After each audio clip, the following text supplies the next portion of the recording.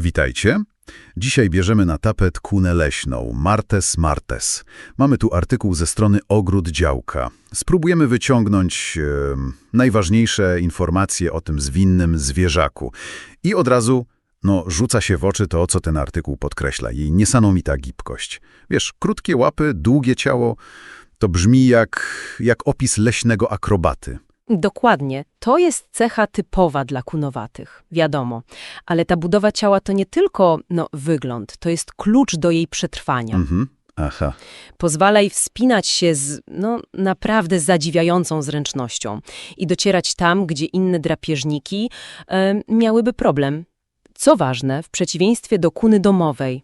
Tej bliższej ludziom. Tak, właśnie. Ta nasza, leśna, preferuje głęboki las, unika ludzi, unika otwartych przestrzeni. Skoro to taki leśnie specjalista, to jak ona dokładnie wygląda? Artykuł podaje wymiary. 40 do 53 cm ciała, plus naprawdę puszysty ogon, kolejne 23-28 cm. Tak, to taki średniej wielkości drapieżnik, waży powiedzmy od niecałego kilograma do około 1,5–1,6 kg. Futro jest gęste brązowe, ale chyba najbardziej charakterystyczna jest ta plama pod szyją. Żółtawa, tak. Tak, żółtawa lub pomarańczowa i ona schodzi na pierś. To jest ważny znak rozpoznawczy. Do tego ostre pazury i, co ciekawe, też owłosione podeszwy łap. Idealne do chwytania się kory, wieś. Super sprawa. A te skoki wspomniane w tekście, nawet 3–4 metry między gałęziami. Na przykład jak goni wiewiórkę. To dopiero, pokazuje jej zwinność. Oj, tak. A gdzie ją właściwie można spotkać? Poza naszymi polskimi lasami. Zasięg ma spory. Występuje w lasach prawie całej Europy, chociaż źródło wspomina, że w Hiszpanii i Wielkiej Brytanii jest bardzo rzadka. Poważnie, aż tak. Wręcz na granicy wymarcia. Tam poza Europą znajdziemy ją też w zachodniej Syberii, na Kaukazie, w Azji Mniejszej, w Iranie. W Polsce jest obecna, chociaż niekoniecznie często widywana, bo prowadzi taki skryty tryb życia. No dobrze, wiemy jak wygląda, gdzie mieszka. To teraz jak wygląda jej codzienne życie. Artykuł wspomina, że jest bardzo terytorialna. Zdecydowanie.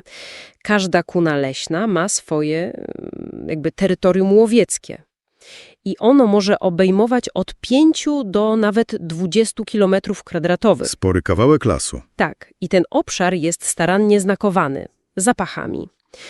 Co noc potrafi przejść od 3 do 7 kilometrów. Porusza się swoimi stałymi ścieżkami, a w dzień najczęściej odpoczywa w dziuplach albo w opuszczonych gniazdach, na przykład wiewiórek. Czasem tam też gromadzi zapasy. Ciekawe są też te opisy jej tropów na śniegu, te ślady łap ułożone parami w regularnych odstępach. To charakterystyczne, prawda? Tak, bardzo.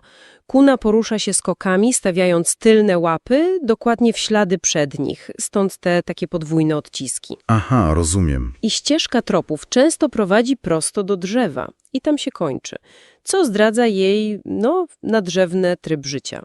Artykuł wspomina też o odchodach. Czarne, podłużne, takie skręcone, a latem, co ciekawe, pełne resztek owoców leśnych. Widać, co akurat jadła. Dobrze, to przejdźmy do rozmnażania. W tekście jest mowa o czymś niezwykłym, o bardzo długiej ciąży. To prawda. I to jest fascynująca adaptacja. Naprawdę. Okres godowy przypada na lato, lipiec-sierpień, ale ciąża trwa, uwaga, aż 236 do 274 dni. Prawie rok. Jak to możliwe? To nie znaczy, że zarodek rozwija się przez cały ten czas. Kluczem jest zjawisko tzw. ciąży przedłużonej, czyli opóźnionej implantacji zarodka w macicy. Czyli rozwój jest wstrzymany? Dokładnie. Na wiele miesięcy rusza dopiero, powiedzmy, pod koniec zimy. Tak, żeby młode, zwykle jest ich od 1 do 6, urodziły się wiosną. Kwiecień, maj. Kiedy warunki są najlepsze, jest więcej pokarmu.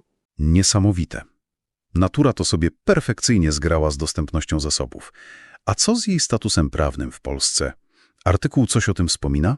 Tak, podano, że kuna leśna jest w Polsce gatunkiem łownym. Określono też, że polować na nią można wyłącznie z użyciem broni palnej. To sugeruje pewne regulacje dotyczące metod polowania. Dobrze, podsumujmy może te najważniejsze punkty z artykułu. Kuna leśna. Zwinny, typowo lesny drapieżnik. Różni się od kuny domowej siedliskiem i tą plamą na piersi. Prowadzi skryty tryb życia, ma swoje terytorium, no i ten jej cykl rozrodczy z przedłużoną ciążą naprawdę fascynujący. Tak, kluczowe wydaje się właśnie to jej ścisłe powiązanie z lasem, z całym ekosystemem leśnym. Od diety przez strategię rozrodczą po unikanie człowieka. To czyni ją takim trochę, wskaźnikiem stanu zdrowia lasów. I na koniec zostawiamy takie pytanie do przemyślenia. Ono nasuwa się po lekturze, chociaż sam artykuł o tym nie mówi. Skoro kuna leśna jest tak mocno związana z lasem, unika otwartych przestrzeni, to jak te wszystkie zmiany, fragmentacja lasów, zmiany klimatu, jak one mogą wpłynąć na jej zdolność adaptacji, na jej przetrwanie w przyszłości? To chyba ważne pytanie. Zdecydowanie warto się nad tym zastanowić.